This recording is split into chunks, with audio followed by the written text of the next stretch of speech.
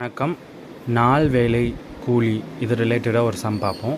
ஒரு நிறுவனமானது 20 நாட்களுக்கு 15 வேலையாட்களுக்கு 6 லட்சம் தொகை ஊதியமாக வழங்குகிறது எனில் நிறுவனத்திற்கு 5 வேலையாட்கள் 12 நாட்களுக்கு ஊதியமாக எவ்வளவு வழங்க தொகை தேவை?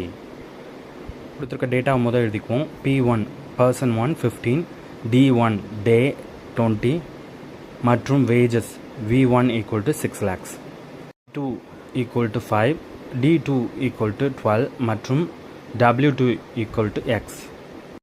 கைண்ட் ஆஃப் வேலையை தான் ரெண்டு பேரும் பார்க்குறாங்க அப்படின்றதுனால P1 into D1 divided by W1 equal to P2 into D2 divided by W2 ரெண்டும் ஈக்குவல் ஆகும்.